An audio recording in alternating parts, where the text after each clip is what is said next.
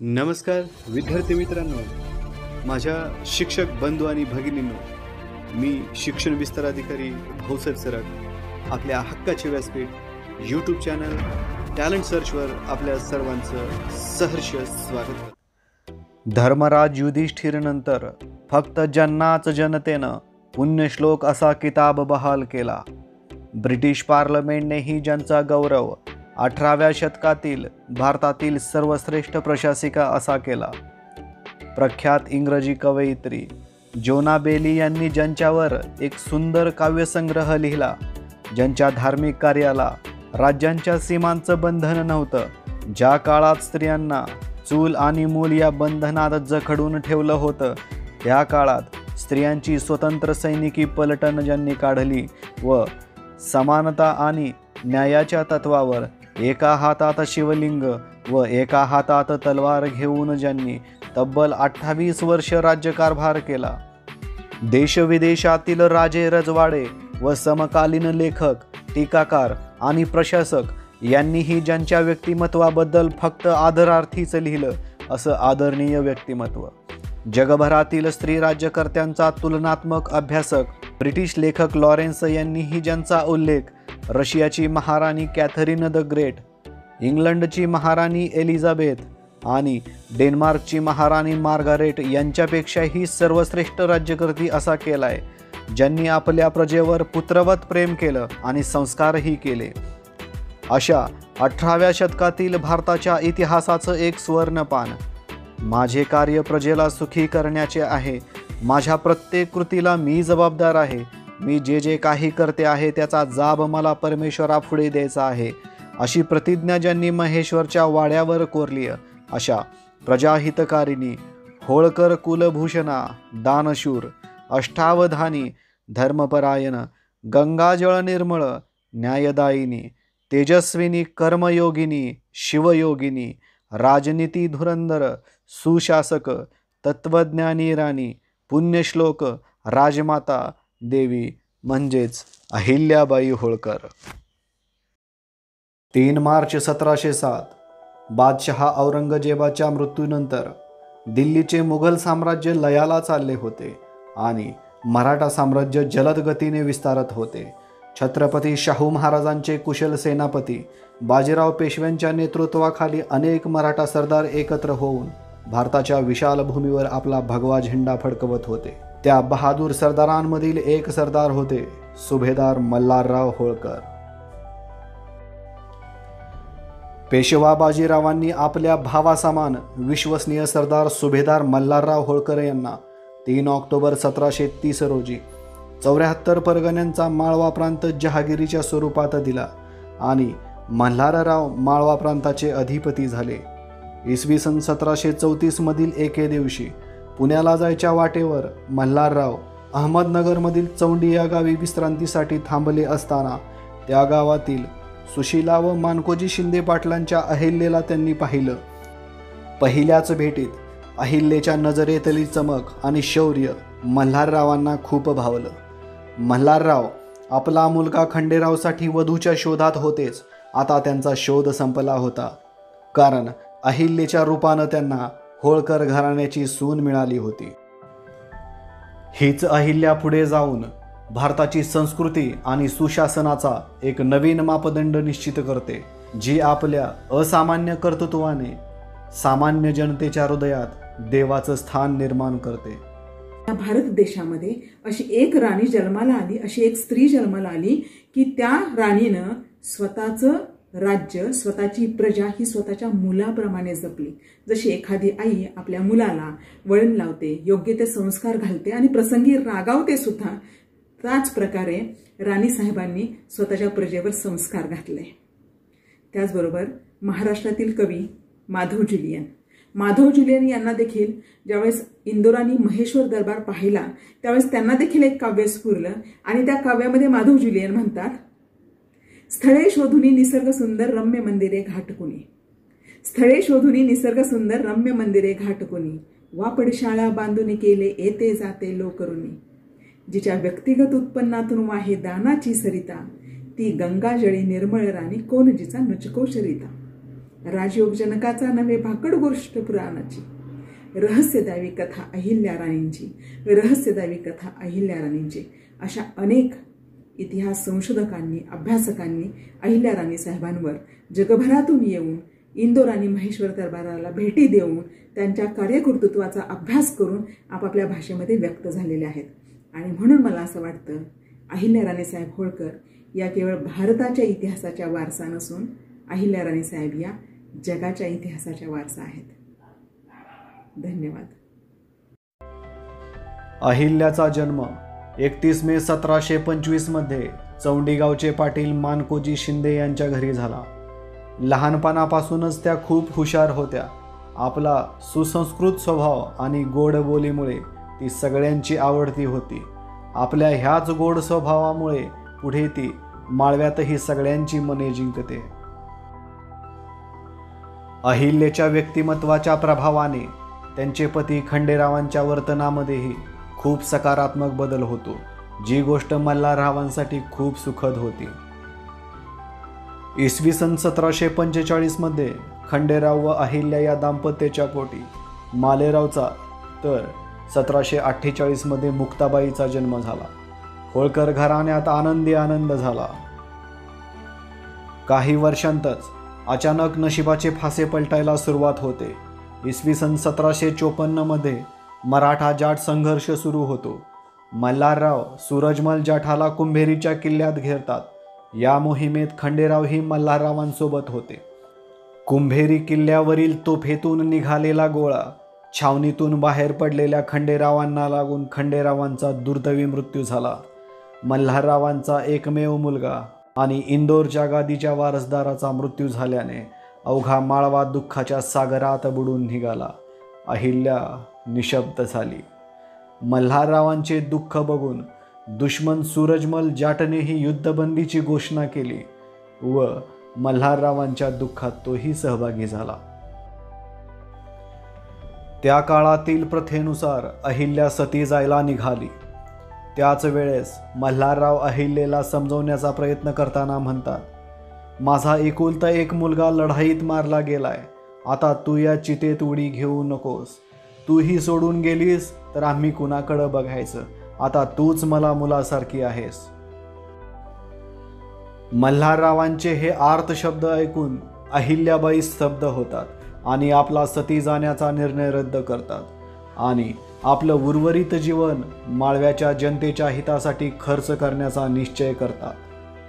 ह्या दुःखद घटनेतून सावरल्यानंतर मल्हारराव परत वेगवेगळ्या मोहिमा आखतात. मल्हाररावांच्या अनुपस्थितीत अहिल्याबाई मोठ्या जबाबदारीने व कौशल्याने राज्यकारभार सांभाळतात. काही वर्षानंतर 1761 साली मराठे आणि अब्दाली यांच्यामध्ये झालेल्या पानिपतच्या युद्धात मराठ्यांना मोठ्या पराभवाचा सामना करावा लागतो. लाखो मराठा सैनिक या युद्धात मृत्युमुखी पडतात. या पराभवानंतरही मल्हारराव हार न मानता माधवराव पेशव्यांच्या सोबत मराठा साम्राज्याची पुन्हा गडी बसवण्यासाठी पुढाकार घेतात. अशाच एका मोहिमेवर 20 मे 1767 रोजी आलमपूर येथे मल्हाररावांचा मृत्यू झाला. अहिल्याबाईंच्या आयुष्यातला सर्वांत मोठा आधार त्यांना सोडून गेला होता. आपल्या 21 वर्षांच्या मालेरावला त्या सिंहासनावर बसवून कारभार चालवतात. पण 1 वर्षांच्या आतच मालेरावचाही मृत्यू होतो आणि अहिल्याबाईंवर दुःखाचा आणखी एक डोंगर कोसळतो. आता मात्र राजसिंहासनाला वारसदार नसल्याने कपटी षडयंत्र सुरू होतात. त्यांचेच मंत्री गंगोबा तात्या चंद्रचूड हे पेशव्यांचे काका राघोबादादांना पत्र लिहून माळवा आपल्या ताब्यात घेण्यासाठी निमंत्रित करतात. राघोबादादा मोठी फौज घेऊन माळव्यावर चालून येतात. गुप्त यंत्रणा अतिशय कार्यक्षम असलेल्या अहिल्याबाईंना मात्र याचा सुगावा लागतो आणि अहिल्याबाई राज्याची सगळी सूत्र आपल्या हातात घेऊन स्वतःला राणी घोषित करतात. अहिल्याबाईंनी प्रसंगावधान राखत सर्व शेजारी राज्यांना व पेशव्यांना ही परिस्थितीची कल्पना दिली. दुसरीकडे राघोबादादा आपली सेना घेऊन माळव्यावर चालून येत होते. क्षिप्रा नदीवर पोहोचताच त्यांना अहिल्याबाईंचं पत्र मिळतं, ज्यामध्ये अहिल्याबाई लिहितात, तुम्ही माझ्याशी युद्ध करण्यासाठी आलात? मला अबला स्त्री समजण्याची चूक तुम्ही करू नका. मी स्वतः भाला तलवार घेऊन मैदानात तुमच्याशी लढेल. जर या युद्धात माझा पराभव झाला तर मला कुणीच काही बोलणार नाही. पण विचार करा, जर तुमचा पराभव झाला तर एका अबला स्त्रीकडून पराभूत झाल्याची नोंद इतिहासात होईल.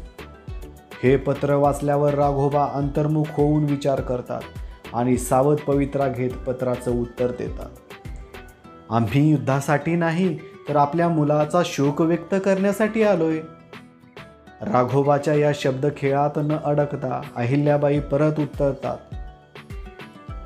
जर तुम्हाला पुत्रशोक व्यक्त करायचा होता तर मग एवढी विशाल सेना कशाला आणलीत? हे घर आणि हा माळवा तुमचाच आहे. राघोबा दादा अहिल्याबाईंना माळव्यात येऊन भेटतात आणि पुन्हा दक्षिणेत परत जातात.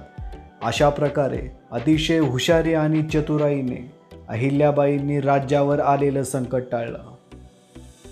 या घटनेनंतर अहिल्याबाईंचा लौकिक अधिकच वाढला. इंदोरमधील दुःखद घटना त्यांच्या स्मृतिपटलावरून जात नव्हत्या.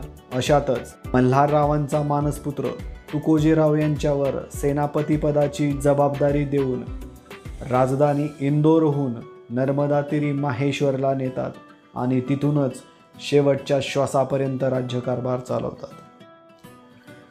त्या काळी माळवा प्रांतात चोर, डाकू आणि दरोडेखोर जंगलातून जाणाऱ्या प्रवाशांची लूटमार करायचे. राज्यकारभार हातात घेताच अहिल्याबाई दरबार भरवतात आणि एक महत्त्वपूर्ण घोषणा करतात, जो कोणी या चोर, डाकू आणि दरोडेखोरांचा बंदोबस्त करेल त्याच्यासोबत मी माझ्या मुलीचा मुक्ताबाईचा विवाह लावून देईल. त्या क्षणी यशवंतराव फणसे नावाचा युवा लढवय्या सरदार विडा उचलतो आणि दरोडेखोरांचा बंदोबस्त करतो. अहिल्याबाई दिलेल्या शब्दाप्रमाणे यशवंतराव आणि मुक्ताबाईचा विवाह लावून देतात. या चोर, डाकू आणि दरोडेखोर भिल्ल जमातीतील लोकांचा फक्त बंदोबस्तच नाही केला तर त्यांचं पुनर्वसनही त्यांनी केलं.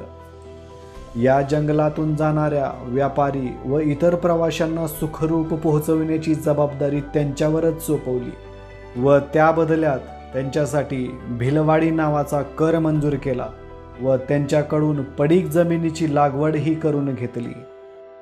नर्मदेतील माशांना सुद्धा वेळेवर खाद्य मिळावं म्हणून त्यांनी आट्याचे गोळे टाकायची सुद्धा सोय केली होती. पक्ष्यांसाठीही शेतकऱ्यांना मोबदला देऊन शेतं घेतली जात आणि त्यांच्यासाठी ती मोकळी सोडली जात असत. थेट रयतेकडून कर वसुलीच्या त्यांच्या ऐतिहासिक निर्णयाने मधल्या दलालांचे दुकान बंद झाले व रयतेची लूट थांबली. त्यांनी जनावरांसाठी डोण्या बांधल्या. प्रत्येक शेतकऱ्याला 12 उत्पन्न देणारी झाडं दिली व त्यातील 7 झाडाचे उत्पन्न शेतकऱ्याला व 5 झाडांचं उत्पन्न कर म्हणून जमा केलं जायचं. आजचा 7/12 ही संकल्पना मूळची अहिल्याबाई होळकर यांचीच. रयतेकडून येणाऱ्या सारा वसुलीवर तुळशीपत्र ठेवून ते धन फक्त जनतेच्या हितासाठीच खर्च करायच्या. स्वतःच्या वैयक्तिक खजिन्यातील संपत्तीचा उपयोग दान धर्मासाठी आणि स्वखर्चासाठी करायच्या. अहिल्याराणी साहेब होळकर या केवळ भारताच्या इतिहासाच्या वारसा नसून अहिल्याराणी साहेब या आज जगाच्या इतिहासाच्या वारसा झाल्या आहेत. कसं काय बरं? कारण आज देखील जपानमधून, रशियामधून, कोरियामधून अनेक इतिहास संशोधक, अभ्यासक, लेखक, कवी, पर्यटक आपल्या भारतामध्ये येतात. आणि भारतामध्ये आल्यानंतर ज्यावेळेस इंदोर आणि महेश्वर दरबार पाहतात त्यावेळेस मग मात्र आपापल्या भाषेमध्ये व्यक्त होतात. असाच एक ब्रिटिश लेखक आपल्या भारतामध्ये आला. लॉरेन्स नावाचा ब्रिटिश लेखक आपल्या भारतामध्ये आला. या लॉरेन्सचं सर्वात महत्त्वाचं वैशिष्ट्य होतं की या लॉरेन्सनं जगभरातील स्त्री राज्यकर्त्यांचा अभ्यास केला होता, जगभरातील महाराण्यांचा, राण्यांचा अभ्यास केला होता.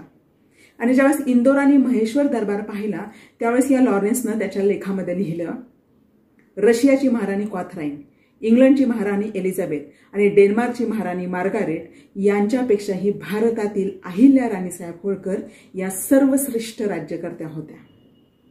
तर जोना बेली, कवयित्री जोना बेली स्कॉटलंडमधून भारतामध्ये आल्या आणि इंदोर महेश्वर दरबार पाहिला, अहिल्या राणी साहेबांचं कार्यकर्तृत्व समजून घेतलं आणि मग नंतर त्यांना देखील एक काव्य स्फुरलं आणि त्या काव्यामध्ये जोना बेली म्हणतात, Even children at the mother's feet are taught such homely rhyming to repeat. Kind was her heart, right her fame, and Ahilya was her honored name. And Ahilya was her honored name. म्हणजे या अहिल्यादेवी होळकर यांनी सामाजिक बांधिलकी व धार्मिक कार्य यांची उत्कृष्ट सांगड घातली. भगवान शंकराची नित्यपूजा करणाऱ्या अहिल्याबाई अवघ्या भारतात मंदिरांची उभारणी आणि दुरुस्तीचं काम हाती घेतात. ज्या काळात दळणवळणाची पुरेशी साधनंही उपलब्ध नव्हती, अशा काळातही त्यांच्या धर्मपरायणतेला प्रांताची मर्यादा नव्हती. त्यामुळे त्यांचे नाव असे तू हिमाचल घेतले जाते. परकीय आक्रमणात उद्ध्वस्त झालेल्या शेकडो तीर्थक्षेत्रांचा जीर्णोद्धार त्यांनी केला. देशभरात उत्तम स्थापत्य शैलीत मंदिरे, घाट, तलाव, अन्नछत्र, विहिरी, बारवा, धर्मशाळा आणि भोजनशाळांची उभारणी त्यांनी केली. काशी, गया, सोमनाथ, अयोध्या, मथुरा, हरिद्वार, द्वारका, बद्रिकेश्वर, रामेश्वर, पुरी जगन्नाथ यांच्यासह 12 ज्योतिर्लिंग व इतर अनेक मंदिरांचा जीर्णोद्धारही त्यांनी केला. त्याचबरोबर अयोध्या, नाशिक, द्वारका, पुष्कर, ऋषिकेश, जेजुरी, पंढरपूर, उदयपूर, चौंढी यासह अनेक ठिकाणी त्यांनी मंदिरही उभारली. वाराणसी, प्रयाग, पुनतांबे, चौंडी, नाशिक, जांब, कुरुक्षेत्र, त्र्यंबकेश्वर व इतर अनेक ठिकाणी त्यांनी नद्यांना घाट बांधले. अहिल्याबाई होळकर यांनी बांधलेले महेश्वर, चांदवड, हिंगलाजगड, सेंधवा व आसिरगड इत्यादी किल्लेही त्यांच्या दूरदृष्टीची प्रचिती देतात. त्या धार्मिक होत्या, पण धर्मांध कधीही नव्हत्या.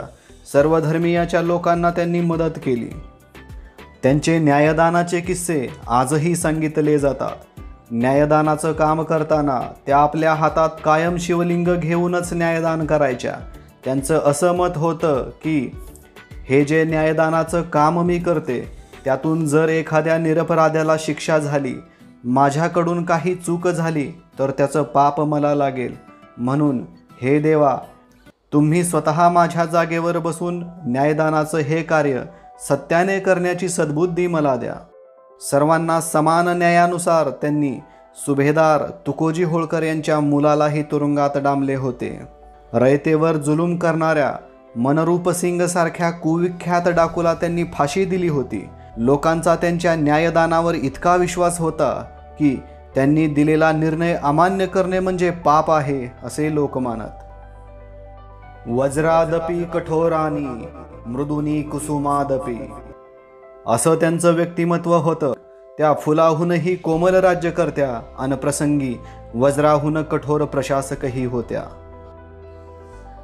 स्त्रियांना शक्ती आणि न्याय द्यायचा असेल तर त्यांना शस्त्रही चालवता आलं पाहिजे असा क्रांतिकारी विचार करणाऱ्या त्या पहिल्या पुरोगामी महिला होत्या. वाचनाची आवड असलेल्या अहिल्याबाईंनी हजारो ग्रंथ असलेलं भव्य असं ग्रंथदालन उभं केलं होतं. अहिल्याबाईंचा ग्रंथसंग्रह मोठा व दुर्मिळ होता. निर्णय सिंधू, द्रोणपर्व, ज्ञानेश्वरी, मथुरा महात्म्य, मुहूर्त चिंतामणी, वाल्मिकी रामायण, पद्मपुराण, श्रावणमास महात्म्य इत्यादी ग्रंथांच्या हस्तलिखित प्रती त्यांच्याकडे होत्या. त्यांच्या राज्यात विद्वानांना योग्यतेप्रमाणे सन्मान दिला जाई. मोरोपंत व शाहीर अनंत फंदी यांचा आदर सत्कार त्यांनी केला होता आणि अनंत फंदी यांस त्यांनी सल्ला दिला, तुम्ही उत्तम गायन करता, उत्तम लिहिता, देवानं खूप दिले तुम्हाला, फक्त हे ज्ञान चांगल्या मार्गाला लावा. या सल्ल्याने त्यांना तमासगिरीपासून परावृत्त केलं. संस्कृत विद्वान खुशालीराम यांनाही त्यांनी आश्रय दिला. त्यांच्या काळात साहित्य, संगीत आणि कला क्षेत्रात राजधानी बहरली होती. विणकर, कारागीर, मूर्तिकार व कलाकारांना सन्मान व वेतनही मिळायचं. सुंदर सुती कापड आणि तलम रेशीम हे आजही महेश्वरचं वैशिष्ट्य आहे. तिथली माहेश्वरी साडी आजही स्त्रियांचं आकर्षण आहे. विणकर व्यवसाय तिथं बहरला तो केवळ अहिल्याबाईंमुळेच. त्यांनी महेश्वरला कापडाची एक गिरणीही सुरू केली आणि एकाच वेळेस 100 विणकरांना प्रशिक्षण दिलं.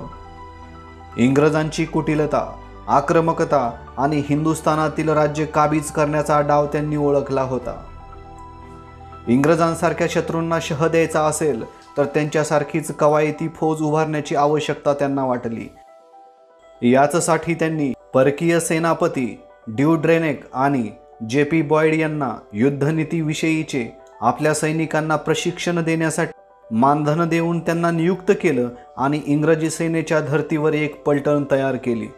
या पलटणीच्या मदतीनेच राजस्थानच्या चंद्रावताच्या युद्धात सलग 3 वेळा त्या लढाई जिंकल्या.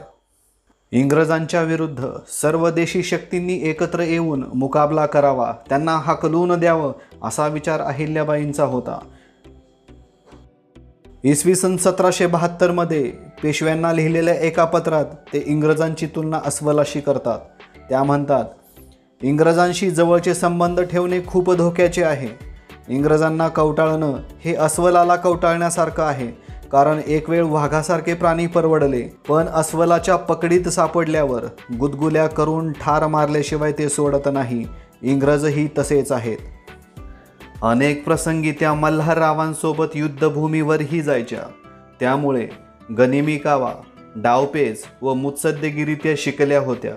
युद्ध कसं लढावं, तलवार कशी चालवावी, भाला कसा फेकावा, तोफा, बारदाना, समशेरी हे सगळं कसं चालवावं हे बाळकडू त्यांना मल्हाररावांकडूनच मिळालं होतं.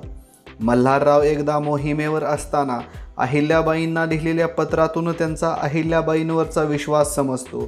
ते लिहितात, ग्वाल्हेरला जाऊन दारुगोळ्याचा कारखाना लावावा आणि तोफखाना सज्ज ठेवावा. दारुगोळ्याचा कारखाना सुरू करणं ही सोपी गोष्ट नव्हती, पण अहिल्याबाईंनी ती करून दाखवली. मल्हाररावही अनेक प्रसंगी अहिल्याबाईंशी सल्लामसलत करून निर्णय घ्यायचे. तुंगांपासून माळवा राज्याचं रक्षण करण्यासाठी अहिल्याबाईंनी स्वतः लढाईचं नेतृत्व केलं. त्यांचं आयुष्य शांत कधीच नव्हतं. हादरवून टाकणाऱ्या घटना एका पाठोपाठ येत होत्या. अखेरच्या दिवसात एकीकडे दुःखाचे डोंगर कोसळत असताना शिंद्यांचा सरदार गोपाळराव माने याने 1792 मध्ये होळकरांच्या फौजेवर हल्ला केला. तेव्हा तरुणांनाही लाजवेल अशा तडफदारीने त्यांनी शिंद्यांचा पराभव केला. होळकर घराण्याचा कट्टर शत्रू मालकम आपल्या मध्य प्रदेशातील आठवणीत म्हणतो, सर्व प्रकारच्या मर्यादा पेशव्यांपासून ते हिंदू सनातन्यांनी घातलेल्या असूनही अहिल्याबाईंनी ज्या पद्धतीने 28 वर्ष प्रजेच्या हिताचे उत्कृष्ट प्रशासन केले त्याला जगात तोड सापडणार नाही. माळव्यातीलच नव्हे तर जिथे प्रत्यक्ष त्यांचा कारभारही नव्हता अशा हिंदुस्थानातील सर्व प्रजा तिला दैवी अवतार मानते. याचे कारण म्हणजे अहिल्याबाईंची प्रजानिष्ठा, आत्मशुद्धता आणि सर्व कल्याणासाठीची अविरत धडपड होय. भारताचे पहिले पंतप्रधान पंडित जवाहरलाल नेहरू त्यांच्या डिस्कव्हरी ऑफ इंडियामध्ये लिहितात, 30 वर्षांचा अहिल्याबाईंचा कारभार आख्यायिका ठरावा इतका आदर्श होता. त्या उत्तम प्रशासक आणि संघटक होत्या. अत्यंत आदरणीय व्यक्ती म्हणून लोक त्यांच्याकडे बघत. त्यांच्या मृत्यूनंतर लोकांनी त्यांना संतांच्या बरोबरीचं स्थान दिलं. हैदराबादचा निजाम म्हणतो, definitely no woman and no ruler is like Ahilyabai Holkar. अहिल्याबाईंचा समकालीन इतिहासकार स्टुअर्ट गॉर्डन म्हणतो, त्या काळात देशभरात अंधाधुंदी चालू असताना अहिल्यादेवींचा प्रदेश मात्र 18व्या शतकातील सर्वात शांततेचा व भरभराटीचा होता. डॉक्टर ॲनी बेझंट म्हणतात, भारत देशाची खरी सुपुत्री म्हणजे अहिल्यादेवी होळकर, कारण ती नुसती प्रजाहित पालक नव्हती तर राष्ट्राचे ऐक्य आणि राष्ट्रभावनेला जतन करत सर्वत्र आपल्या खाजगीतून समाजकार्य करणारी एकमेव राष्ट्रमाता होती. होळकरांच्या इतिहासाचे अभ्यासक संजय सोनवणी म्हणतात, मध्ययुगीन भारतातील एक युद्धकुशल स्वतंत्रतावादी, कायदेतज्ञ, रसिक, गुणग्राहक व उद्योगाचे महत्त्व समजणारी ती एक असामान्य स्त्री होती. भारत सरकारने त्यांच्या सन्मान व स्मृतिप्रित्यर्थ 25 ऑगस्ट 1996 रोजी एक टपाल तिकीट जारी केलं. त्यांना मानवंदना म्हणून इंदूरच्या विमानतळाचे नाव देवी अहिल्याबाई विमानतळ असं ठेवण्यात आलं. तसेच इंदूर येथील विश्वविद्यालयास देवी अहिल्या विश्वविद्यालय असे नाव देण्यात आले आणि महाराष्ट्रातील सोलापूर विद्यापीठाचं नामकरण पुण्यश्लोक अहिल्यादेवी होळकर सोलापूर विद्यापीठ असं करण्यात आलं. ब्रिटिश कवयित्री जॉना बेली त्यांच्या काव्यपंक्तीमधून अहिल्याबाईंचा गौरव करताना म्हणतात, For 30 years her reign of peace, the land is blessing did increase, and she was blessed by every tongue, by stern and gentle, old and young. Yeah, even children at their mother's feet are taught such homely rhyming to repeat. Kind was her heart and treat her frame, and Ahilya was her honored name, and Ahilya was her honored name. आपल्या अखेरच्या क्षणापर्यंत फक्त प्रजेच्याच हिताचा विचार करणाऱ्या अशा ह्या प्रजाहित दक्ष राणीने 13 ऑगस्ट 1795 रोजी अखेरचा श्वास घेतला आणि फक्त माळवाच नव्हे तर अवघा हिंदुस्थान पोरका झाला. भारताच्या इतिहासात सर्वोत्कृष्ट पुरुष राज्यकर्ता म्हणून छत्रपती शिवरायांचं नाव घेतलं जातं, तर सर्वोत्कृष्ट स्त्री राज्यकर्ती म्हणून अहिल्याबाईंचा गौरव होतो. पुराणातल्या गौतम ऋषींची पत्नी अहिल्या घराघरांत पोहोचली, पण या देशाच्या मातीत तब्बल 28 वर्षे प्रजाहिताचा राज्यकारभार करणारी महाराष्ट्राची लेक अहिल्या मात्र आम्हाला समजली नाही. अशा ह्या प्रेरक आणि अभिमानास्पद इतिहासाला शालेय अभ्यासक्रमात एका तरी पानाचं स्थान मिळावं ही अपेक्षा. धन्यवाद.